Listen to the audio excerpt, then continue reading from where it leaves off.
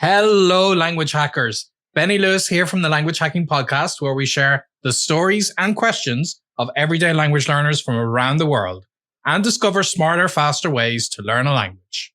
I enjoyed making this episode a lot as Shannon and I chatted with fellow language entrepreneur Peter Galante, the founder of Innovative Languages, which is my go-to podcast series when I'm learning a new language or when I want to refresh a language I already know. There's a ton of interesting stuff in this episode. I especially appreciate what Peter shares on how to build an effective learner profile so you can always be sure you're learning the right things at the right time, whichever stage you're at along your language journey. One more thing before we start. I want to say thank you to everyone who's taken the time to leave a review for the Language Hacking Podcast. It really helps us spread the word about language hacking. I especially liked Grandma Pietchi's review, who said, "I'm enjoying this podcast so much, I can't wait for the next episode. It has been tremendously encouraging for my language learning. I tuned in for the second episode when I was in a funk and not wanting to do anything. By the end of the show, I was ready to jump in and study again. It was a wonderful show. Thanks so much for all your uplifting encouragement." Wow, thank you for that so much, Grandma Pietchi. I was really touched to hear how the podcast had impacted you. So please, if you're enjoying this podcast, leave a review at Apple Podcast or your favorite podcasting app. We love to hear from you, and we do read every single review that's shared. Now, let's get started. And remember that all the resources mentioned in this episode can be found in the show notes at languagehacking.com/9. Let's get right into today's episode.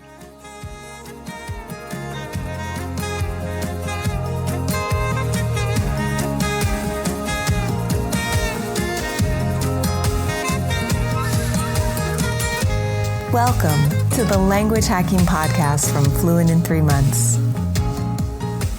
Hello again, everybody, and welcome to another episode of the Language Hacking Podcast. I'm here with my co-host, Shannon. Hello. And today we are interviewing Peter Galante from Innovative Language. So thanks for joining us today, Peter. Well, thank you so much for having me. It's really great to be here. And it's good to see you after all this time. 6 years since our last in-person meeting, right? That's right, yep. And Shannon, really great to meet you. It's a pleasure to meet you as well. So go ahead, why don't we just jump right in and let us know what led you to starting Innovative Languages?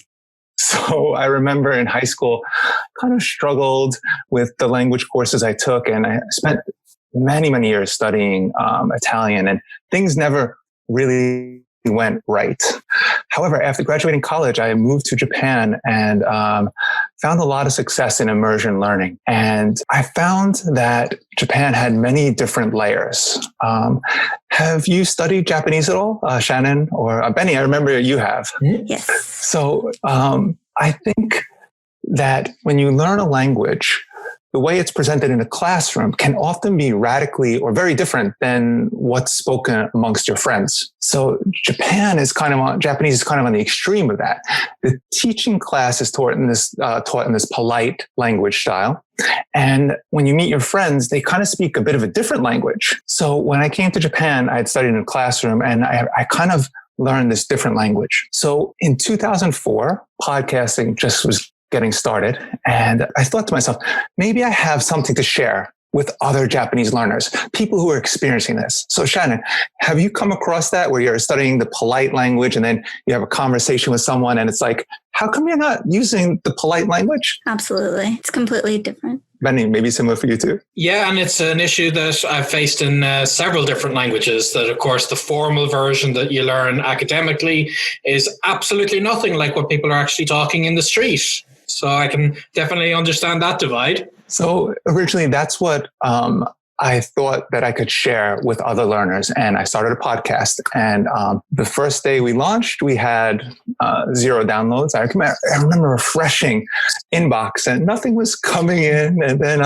I remember getting the first email about 3 days into the podcast. And this was December 2004. And then just by fortune, I guess there was a Japan file, someone who loved Japanese culture in Apple. And they took our little podcast and they stuck it on the front page of this new, interesting way to communicate with people, the podcast page. And we went from about 100 downloads a day to 1 million in 1 month. Wow. So I never got to thank that person, but that's kind of how we kickstarted things.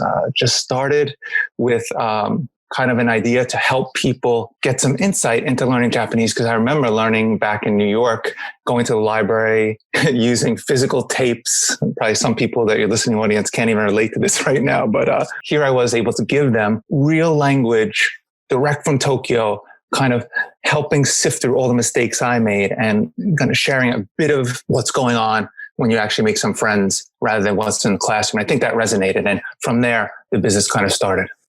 At the time, was it called Japanese Pod 101? Correct. Yes. And we had one podcast, and right now we have 34. So we started with one website and now we have 34 websites. What was the next language after Japanese, just out of pure curiosity? Korean. Shifting to the business aspect of things for a minute, a lot came down to the human resources that we could work with. And when you're starting out, Benny, I think you can relate to this very well. One of the challenges that you face is finding talented resources that you can work with. And where do you find them? I was studying for my PhD in economics at the time when the business started, and I had never run a business. And I remember business courses I had taken when I was studying for a master's degree. And basically, if you need human resources, you call your human resource department. When you look around and it's just you and you don't have a human resource department, it's a bit challenging. So you have to get creative. And one of the ways that we were able to grow our initial human resources and find super talented people was actually Craigslist. We would put out an ad for someone who wanted to be on the show. And we found some very, very talented people. Very different marketplace at the time in 2004.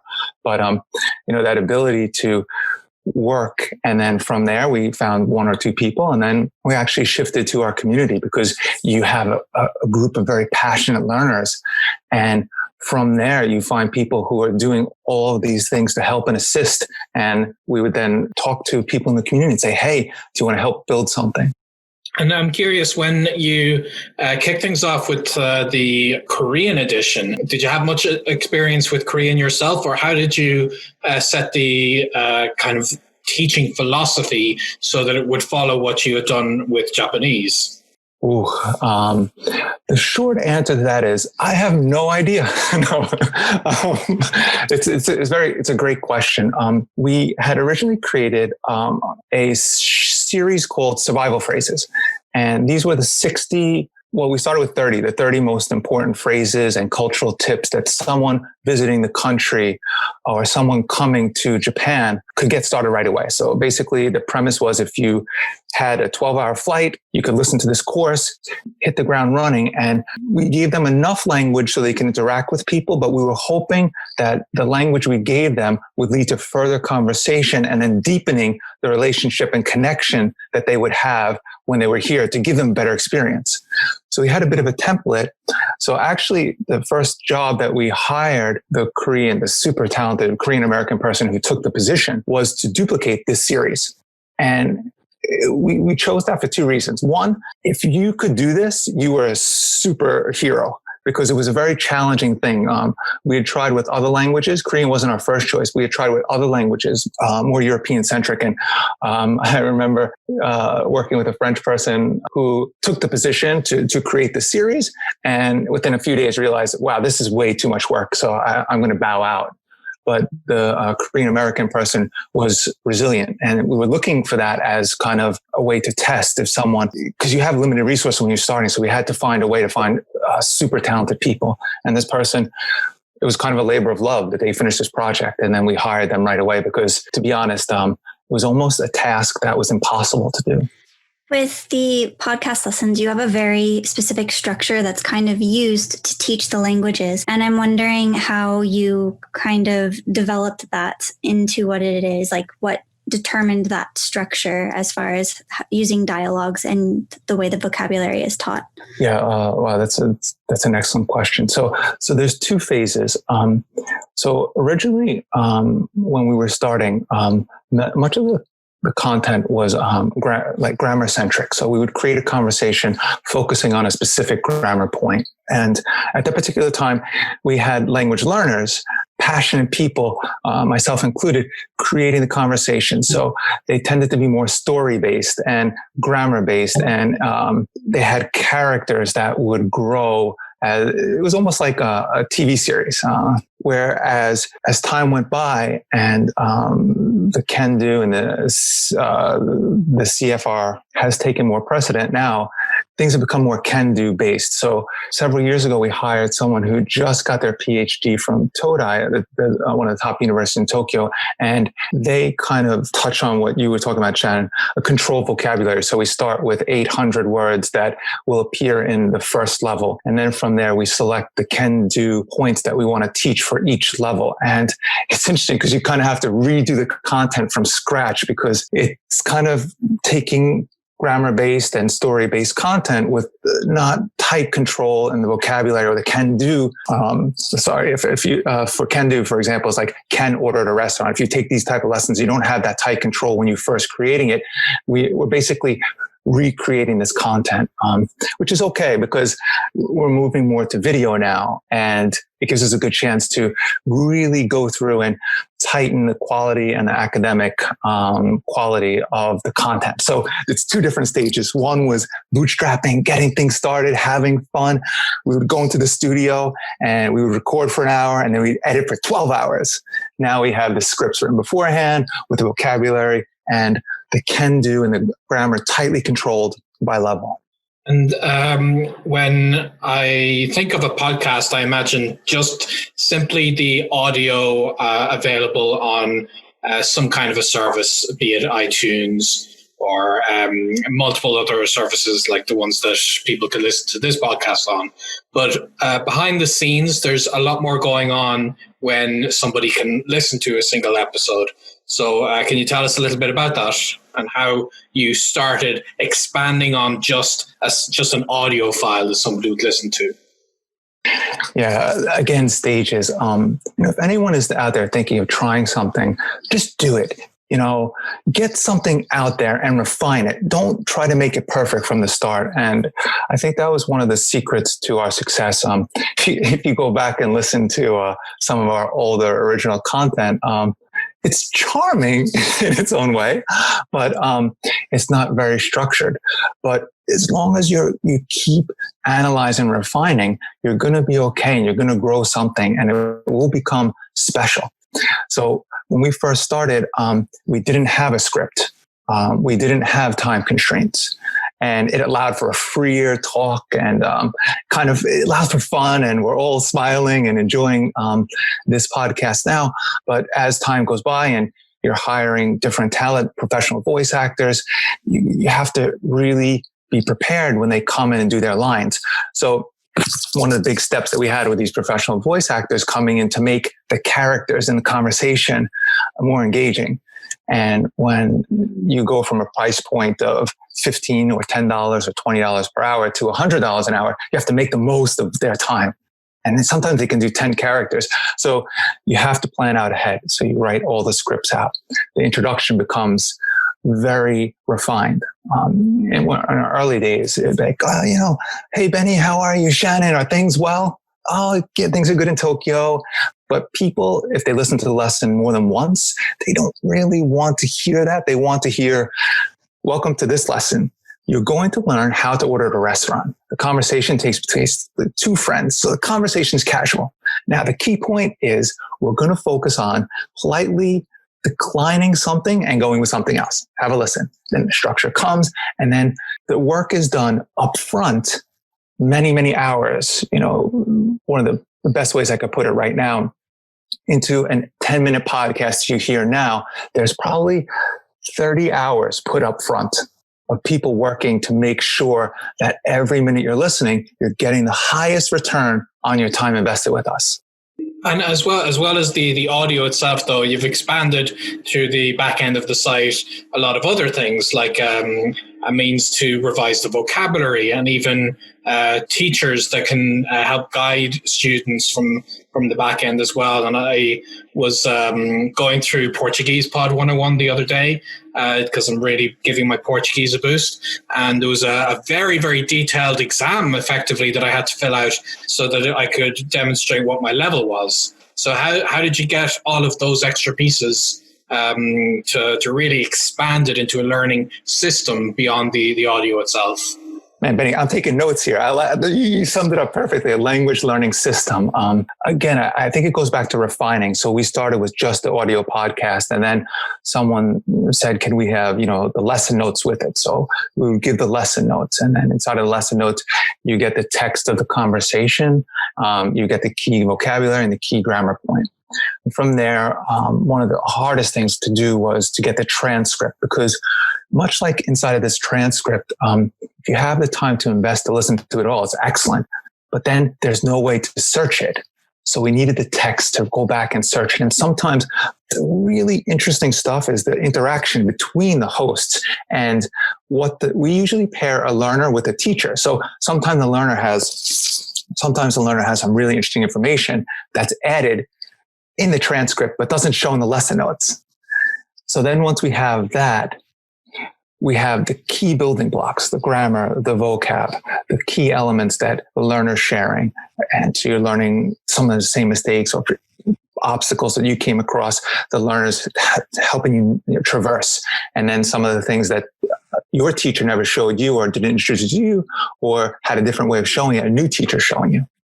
And then we would rotate the hosts. So as time went by, we would have this massive library of content. I think Japanese has probably 2,000 lessons. But now if you're a new learner, where do you start? So then that's where this assessment test comes in. Where do these lessons fall? And that's where, Shannon, as you mentioned, the vocabulary, actually, you want that tighter grouping at level 1. How do we place someone? So Benny, you took the exam and we place you into an area. Then we give you a roadmap there. And then one of the key things to engage and keep focused in a lesson is using it. And that's where this guided teacher comes in. You can chat with this teacher, each day and send audio, video recordings. And a lot of language, for me, at least the kind of philosophy is that it's a lot of your self-study. You have to self-study and then self-practice to get ready for that time that you actually spend speaking. And that's what we wanted to kind of build these tools to do. And so people wanted different things, and we tried to accommodate them and then add it to a system that allows for. Also, we added books too, because some people like to read. So we try to give lots of people different options because there's different type of learners, visual versus auditory.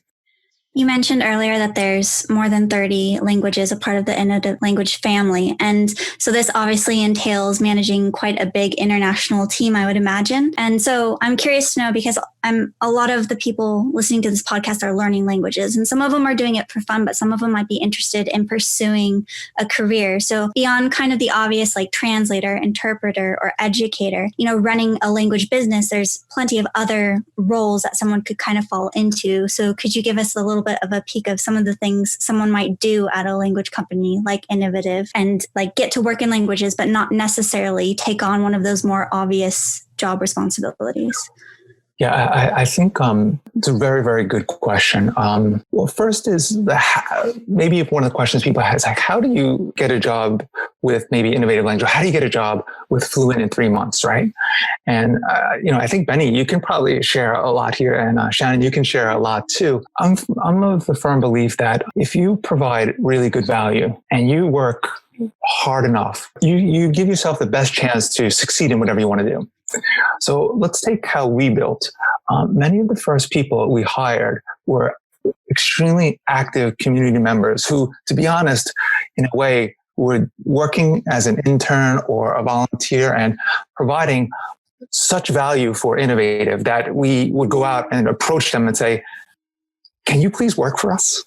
Benny, maybe you have some similar stories here.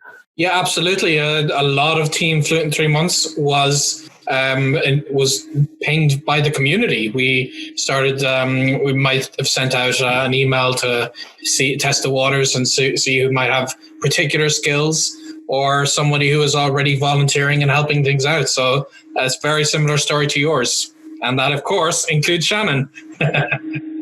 So if you provide value, you make it irresistible for someone to come and approach you. And then once you get your foot in the door, if you keep excelling, then you probably get more and more projects thrown your way. So that's how a lot of the people in our company came to work in the positions that they've worked in. And it's, customer service. But Shannon, as you mentioned, many of the people were first Japanese learners. We have one gentleman with us, and he's been with us for two gentlemen, 14 years. And they started with us and they found the position by finding us online and saying, thank you, this is fun, and, adding value. And then they worked with us as an intern. We gave them more work. They hit it out of the park again. They did a really great job again. We gave them more, and we evolved together. So I think if you provide value, and also one thing too is sometimes, it's expectations. People don't think that they can work with Fluent in 3 months or innovative language because there's this kind of psychological barrier in a way. Well, these guys are making videos that are going viral. These guys are doing big things. So when in reality, Benny's so approachable. I remember when we met in Japan, it was so fun. It was like talking to someone I knew. So if you take a chance and put yourself out there, work hard, provide value, then you can get your foot in the door. And when you get your foot in the door and you're talented, we've had people going all the way up to senior levels, all the way just providing within their lifestyle. So they're traveling and they enjoy our product. They use our product. They just want to give some value back. So we create a role for them. So it runs the gamut of just providing, just working together for a short time versus becoming a core member of the team. I hope that was answered kind of what the question was. Yeah, no, it's very interesting to see the parallels that other language learning companies go through for similar things. Although you have quite a big team. I remember when I visited the office 6 years ago that I was quite surprised that there were rows of people working at their computers doing various things. So you've really grown it into a true empire from what I could tell 6 years ago. How has it evolved over the years, and what would you say has changed, for instance, since I got to see it? Well, again, these different stages, I cannot stress enough if anyone's listening, and if you're listening, it applies to language learning and business and many different things which are goal oriented. If you're goal oriented, setting that goal and working towards that goal, I think is one of the keys. And when our early goals were to get the next lesson out tomorrow. So our turnaround deadline was 24 hours. Benny, I'm sure so many parallels, right? Hey, we need that article by tomorrow, and the deadlines are so crunched. And as you evolve, now it's not, let's get a lesson out tomorrow, but we need a curriculum, and the curriculum needs to be reviewed by a person with these credentials. And if the person with these credentials doesn't sign off, we can't move. So, as you grow, things take time, but I think if you're growing the right way, it's reflected in the quality of the product, the value you're providing. And that's what we try to do. So initially we were providing value, but now I think we're providing higher quality value. So we have more checks in place.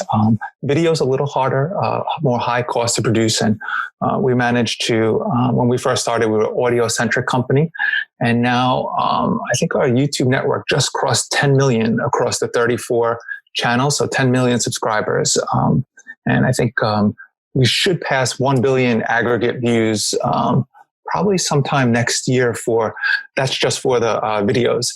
So it takes a bit more time, but one of the things that we're most excited about is this tight integration of academic standards plus video, high quality video content. And I think I can speak from experience, it's very, very challenging to do. You have media centric companies producing very engaging, interesting content, and you have academic companies producing very high level content. But what we're trying to do is, and I think it reflects to what you mentioned before, the Portuguese Pod 101 path that you're going down. We're trying to really, that test you took, here's a very rigorous test to put you into a very small window so we can provide you with some of the best content we've created. And that will really hopefully show with the results from the content you consume with us and the way you move in our system. And in a time when everyone's so busy, I mean, it's really tough to compete against Netflix when it's so fun and engaging. But so we kind of have to fight for your time in a way and give you the best return on your language time invested, right? We want to give you the best return on the time invested because you have so many options in this world. We've talked quite a bit about the business of innovative, but I'm really curious to know a bit about kind of your personal history behind this. So the whole reason that this started was because you were learning Japanese and you felt that there was a gap in the resources that you were using. So you decided to create something that filled that gap and would have been a resource that you as a learner would have wanted to use. So I guess my question is first, why did you start learning Japanese? What got you into the language? You said that you were an engineering major. So I'm curious to know how Japanese kind of fit in with that. Wow. You guys asked the good questions for like very tough questions. Wow, you're a good interviewer. I need some more coffee at 8 a.m. in the morning to really, these are challenging. So I first got into Japanese, and I think, Shannon and Benny, I think my personal experience, if you are interested in Japanese, you like things the hard way, the path less taken in life. So I think the language, any language or any mission, again, goes back to being goal centric, and that ability to reach a goal. It's a combination of self-discipline, motivation, many different things. Hopefully we could touch on in this podcast. So I started studying Japanese in high school because we had an exchange teacher come to stay at our house. And through meeting this person, I became interested in Japanese. And when I went to university, I met my Japanese teacher, and she encouraged me to go to Japan. So I was really excited to go to Japan.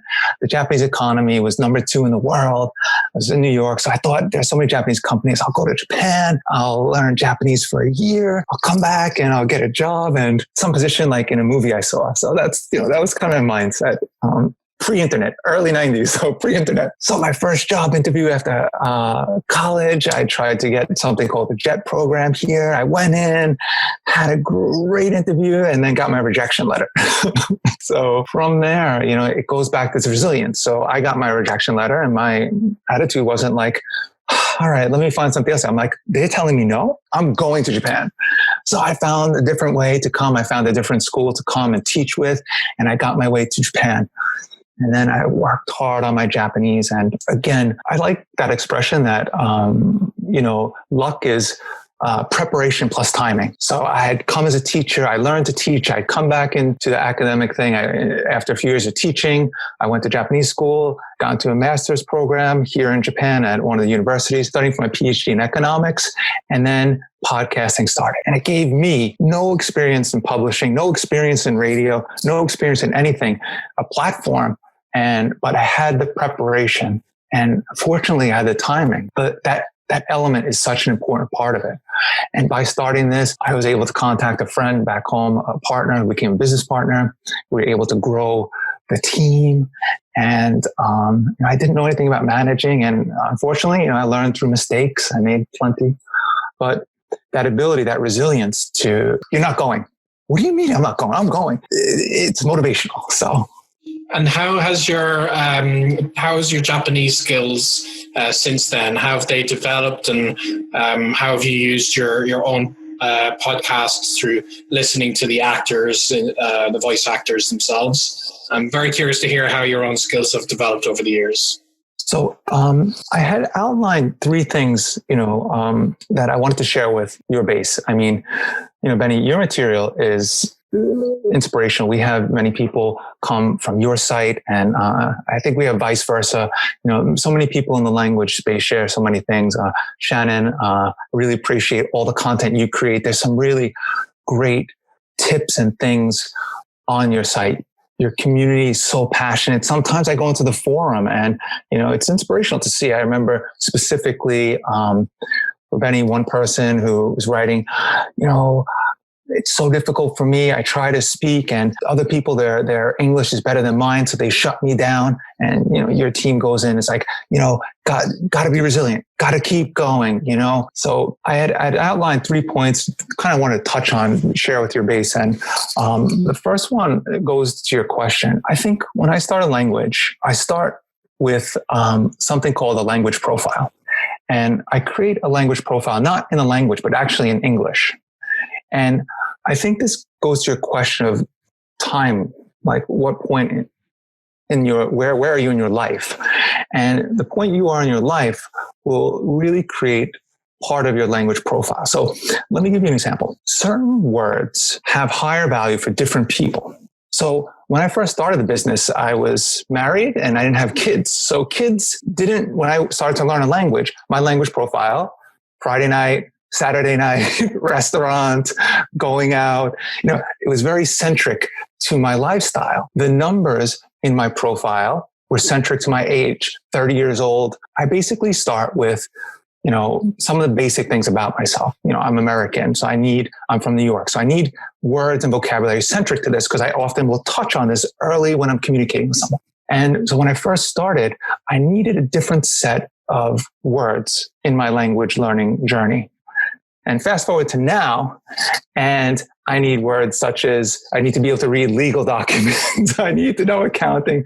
So in short, my professional skill Japanese is through the roof, and my social interaction on a Friday night is through the floor. So this profile is constantly changing.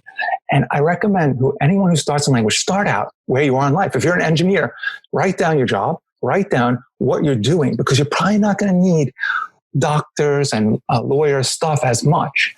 And a lot of the content you are introduced to tries to cater to the general masses, when really what you need is a more individual, tailored, detailed approach to getting ahead. So to answer your question, when I first started, I was more proficient in other areas, and now I'm more proficient in newer areas, but I'm constantly keeping up. And one of my other favorite blogs that you had written about, Benny, was bringing back a dead language. Do you remember that post? Mm-hmm. Yep. Maybe you could just tell everyone what we're talking about here, because it's so good. Yeah, there was a project I had. I think this is actually ahead of the Polyglot gathering, the very, very first one, where I wanted to visit Budapest. And this was several years after I had learned Hungarian and I had forgotten it. So the post was alluding to the fact that I was kind of going through my old materials and getting through it quite fast to reach a point close enough to where I had left off a few years before. So I think that's the post that you're talking about. One of my favorite posts, out of the many blogosphere, it's because it gets to the heart of something. We learn fast, but we forget fast. And being able to maintain and making a space for something. And it's kind of one of the other points that I think I wanted to kind of touch on today for language learning is you really need to sit down and go through your routine. And it's not 15 minutes, but you need to go through a week of your life to see where language learning will fit, or any goal you want will fit. And the post is so inspirational because you learn a language, you forget, and then you can bring it back. But if you want to maintain it and you create a routine, so you lay out your whole week and you're like, I'm really busy. I have my kids, I have my job, I have my significant other. There's not a lot of time for language learning. Where can I carve out the time? And you carve out 30 minutes on a Monday night and don't do anything else, and see if that will fit in your schedule, because it's not easy to keep that time. Then try to match the routine with the medium. So if you're commuting to work and you're going for 30 minutes, that's why I like audio so much. It's like if I'm commuting for 30 minutes, I'll listen to audio. And now I have 30 minutes of listening to audio, 30 minutes on a Monday night, I'm at an hour. And then I try to keep that in my routine for about a month. And if I can, then I'll add more. And what it does is it weaves into your routine something that will allow you to keep and maintain a language. Because, Benny, that was the best article, because we learn and then we forget. But how do you maintain and how do you fit it in to a lifestyle? That's the tricky part for not just language learning, but anything you want to add to something, exercise, gym, etc. No, and I can definitely relate, especially because, like yourself, I've started an online language learning company, and I've gotten better skilled at certain aspects of the language, but then sometimes the business itself, ironically, has gotten in the way of my language learning, just because running the language learning business involves doing things that aren't learning the language. So I've been recently getting back into more intensive language learning as well, and I could definitely understand that the points you were making. And I think you were saying there were a couple of things you wanted to make sure you brought up. Did you mention all of them, or was there something else? Actually, can I just jump in? Will it totally derail you? No, please. I just want to, something that you said in that last section, I just really stood out to me. And I think it's important to kind of just make sure we highlight it. And that's when we start learning a language, we get really excited and we want to do all the things. So it's like we're trying to stick it in every place that we can. And we end up with this massive thing of language learning that we're trying to take on right from the start. But you were saying, okay, you've got your one thing. Make it work with your routine. Once that is a part of your routine, take the next thing and then add that in. And then once that's incorporated in, you add another. And I just think that that's just absolutely worth emphasizing because it's really easy to get excited, especially at the beginning. And you just want to do so much, but it can actually cause problems for you later on. So it's more important to take that approach that you were mentioning. And so I just wanted to say thank you for bringing that up. Oh, no, you summed it up perfectly. Thank you so much. Yeah, that's what we wanted to say.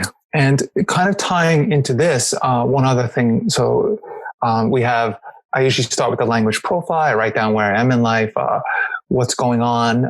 For me, the weekend is so kid-centric. So, Monday, I talk to my Korean teacher. What did you do last weekend? Well, kids, we went to the dojo. They studied their karate. Then we took the kids to eat. So every sentence involves these key things. The routine is a key component of it.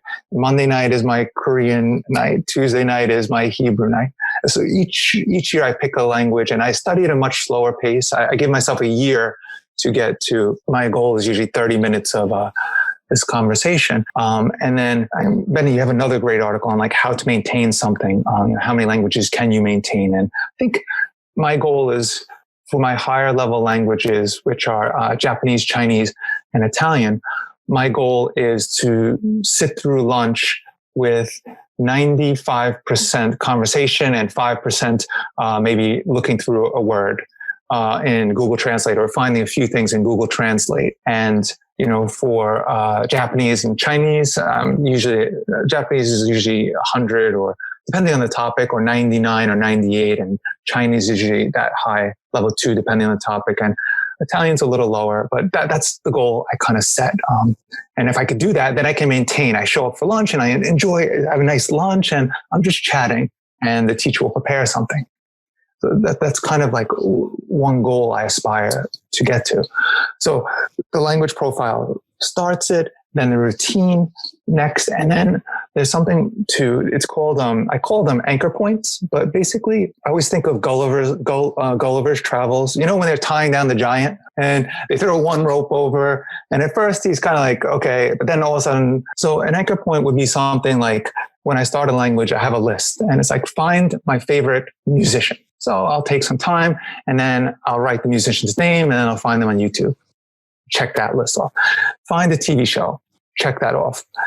And this too is a process of finding a local restaurant where I go to and I walk in and I greet someone in the language and then they respond to me. Oh, you're learning the language. So by creating these friendships and these connections with the language, I always see it like the Gulliver's Travel. You're building a stronger and stronger connection to the language. Because much like with the routine, if I'm learning, my main motivation for learning Chinese was to speak with family members in China. My wife is Chinese. So I have a very powerful, that's higher on the anchor point network. It gives you more motivation to do this. But that alone was a train wreck for me in the beginning because that wasn't enough to keep me motivated to keep going every day. So by getting a musician, by getting a TV show to watch, by making a friend, by going to the restaurant where the people speak Chinese and interacting with them and getting feedback, it keeps me motivated. You want to use these anchor points to keep your motivation high so that you can continue. Because I'll turn around for Benny and Shannon. What do you think about motivation in relation to success in a goal, your language learning goals? Obviously, it's the key point. If you got no motivation, you're not going to have any success. I tell this to people all the time when they say they want to speak a language, but they mostly want to do it just because it sounds cool, or they don't have some real true motivation, that they're way more likely to fail. So I'd absolutely agree with you there. I have to agree as well. If you don't have a real purpose, like something that you can constantly look to as you're learning a language, it's going to be hard for you to kind of maintain through those more difficult, those more trying periods where you're feeling a little bit more challenged or feeling a little bit more demotivated. So having that thing that you can remind yourself of why you're doing it and kind of refresh that motivation is just really important. Yeah. And so what I did was I created a checklist. And again, you don't want to start out your first day, as you said, Shannon, check. You want to start slowly, go through the list. 1 week, add a musician. And then make sure you find that musician and you loop the stuff on YouTube. Go to Netflix, which is right now, for me, one of the most powerful ways to learn a language. I find a show that I'm familiar with. And I'm in Japan, so the Netflix, they have Japanese subtitling, Japanese voiceover, Chinese voiceover, Chinese subtitle, Korean voiceover, Korean subtitle. So if I know the content already, for example, Rick and Morty, I don't know if you like the show, but we watch that in Japanese. It's very, very, if you think Rick and Morty is wild, watching it subtitled and voiced over in Japanese is a whole nother level. But it's now those type of things are so motivational. I can't wait to watch the new one first in English and then in Japanese, or try to watch in Japanese first and go back to the English. But again, a small little anchor point or a connection that gives you more motivation, keeps your motivation high. Very good. And I do definitely understand that I have the exact same process with TV shows. And actually, the first time I ever truly understood Spanish was when I was watching an episode of The Simpsons in Spanish that I had happened to already have seen in English. So absolutely agree with you there. And I'm curious if you wanted to share with listeners what interesting projects you might have on the horizon, or what's the future of innovative language that you might think people might be interested to hear. So, great question. Right now, the world is, it's so different than when we met 6 years ago. And even last year, I really, first and foremost, we hope everyone is very safety first. And because many people are home and we've had a higher interest, we've taken one of our pathways, which is audio or video material. Also, you can test yourself on some self-tests. You get the lesson notes, you get an audio file, transcripts, and we've opened that up so people can access it for free. So you can just experience a little bit of learning. If learning a language is, what you want to do, or you want to try a new language, and, you could try some of the content for free. Innovative language is moving more towards being able to have a higher academic level. And that needs to be woven in from when you first start to keep the content engaging. So the most interesting, so last year's project was, as we continue this academic integration, releasing level reading books, starting from a very young child's level up until about second or third grade. Most of the books are nonfiction, so they're a little easier to understand. And what I like about the books is that you can use the images in the book to kind of understand. We don't give you the translation, so it's a little different than parallel text. It's kind of immersion. And very, very interesting. One of our users actually created parallel text between two different languages because the books scale across. The gentleman, he took Arabic and Turkish, and he put them together and he created his own parallel text. So kind of going back to The Simpsons and TV shows, if you study one language with us, you can use the books and study another language. So that was our project last year.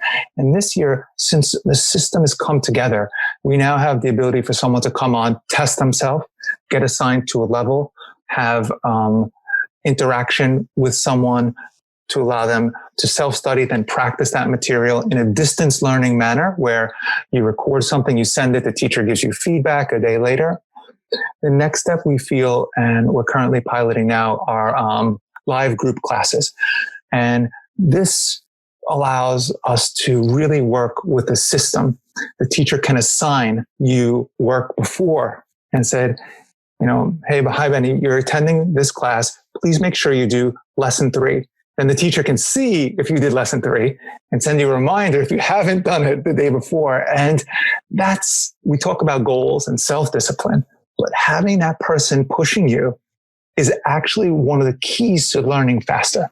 So we want to use these live lessons to tie in all of the work we've done throughout the years of first getting the interesting content, then adding the academic levels, and then the can-do centric content into it, grouping by vocab, and then finally presenting it inside a pathway where a professional teacher, can guide you through the pathway that progresses in a way that the curriculum was designed by another teacher. So I love that the teacher can see if you've done the work or not. That's like the best accountability ever.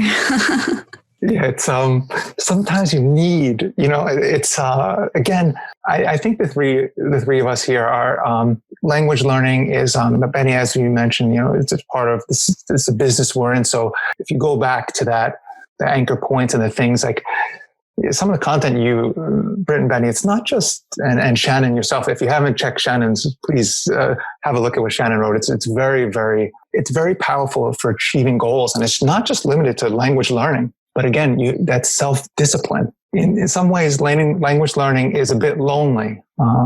If you don't have a group to participate in, or, things more and more virtual. And, it's fun to meet someone, and it's fun to meet new people, and it's fun to see people and learn from them. And it's fun to have a teacher push you. So if you're really I think we're talking here, and we have, what we do is talk about how to keep self-motivated and how to be goal-oriented. But life is hard, and life gets in the way. And I've failed many of my language missions because life gets in the way. And you have to, I think, Shannon, you pointed out so well before that, listen, you gotta understand, you might not get it all your first time. Just don't beat yourself up. Take a step back. And I think you really have to understand, go at your pace and push yourself. But if you can't, that's where that teacher or advisor can really help you get back on track. Hey, I noticed you haven't done anything in a while. Oh, okay, yeah. Oh, let me get back and do that. Hey, you have a class tomorrow. Everyone else did their work. Are you going to do your work? No pressure. Oh man, I got to do my work. So I think it's another tool that you can use. And even, for us who are highly motivated, it's great to have someone pushing you. Sorry, gently nudging you. Yeah, we definitely need a push. I just wanted to say that this is the Language Hacking Podcast. So we always like to ask people each episode, what is their understanding of language hacking? So what does language hacking mean to you? For me, language hacking is more about, there are two buckets. And I think there's the planning and the strategy hacking. And I think that's what we touched about today. Hey, do you have a language profile? Do you understand how you speak in your own language? The first time I made my language profile, I recorded myself for like 5 hours. And I was like, wow, I say my kids' names a lot. I created a frequency list of this, and oh wow, I need a different set of vocabulary words than I'm learning in my textbook, because I went to the glossary. When you use academically based things, you're using different lists of texts. And sometimes, so the most frequently used words in text may not be in spoken, and they may not be suited for your case. So this ability to create this profile falls into the strategic thing, how to set the routine, how to make sure you're reaching these small goals and the anchor points.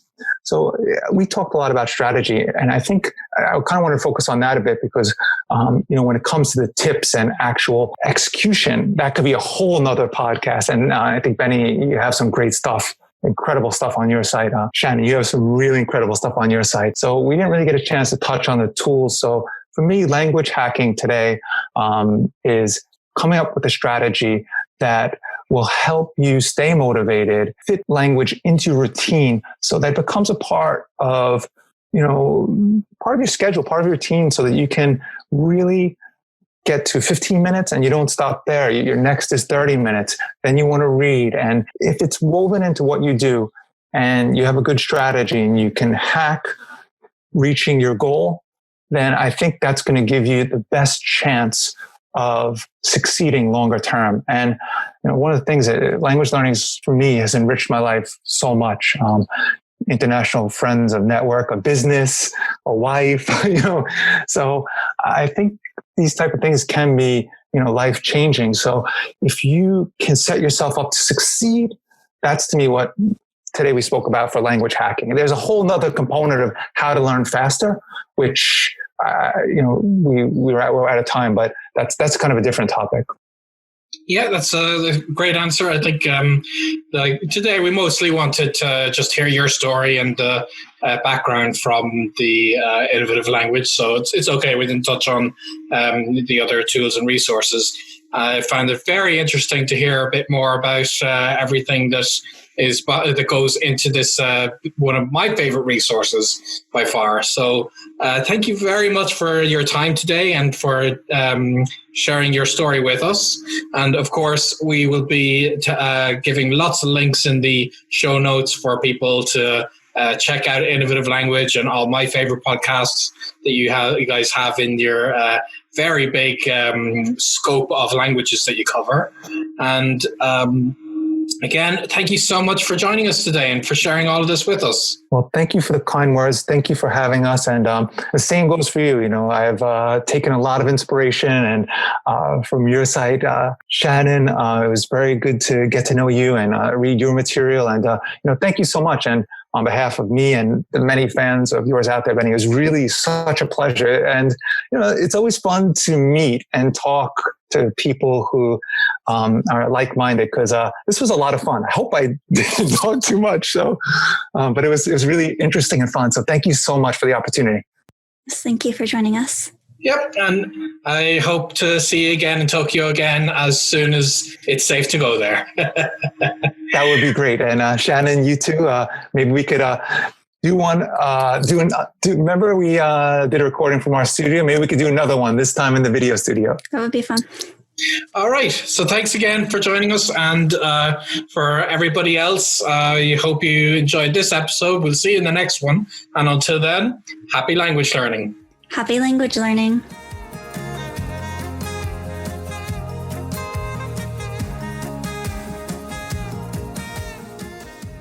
Hello there, it's Benny Lewis here, and I hope you enjoyed this episode as much as I enjoyed spending time with Peter. In this episode, Peter shared 3 important things you should think about to increase your chances of becoming a successful language learner. They are 1, your language profile. This is where you are in life and what words have high value for you, like the vocabulary that's most relevant to your lifestyle and who you are. This will change as you go through life. For example, at one point, learning to discuss your weekend plans and work life may be most important, but at a later stage, discussing your family life may take over. Your learning needs adjust as the things that are most important in your life at any given time may change.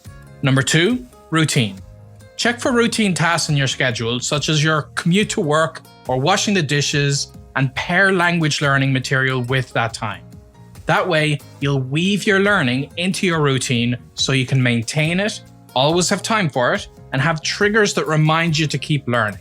Number 3, anchor points. Find anchor points. These are things that tie you to the language, like a musician, a TV show, or a local restaurant where you can use the language. Build friendships and connections in your new language to build a connection to the language. Do you have a language profile, routine, or anchor points? Share them with us in the comments for this episode over at languagehacking.com/9. Thanks for listening and enjoy your day.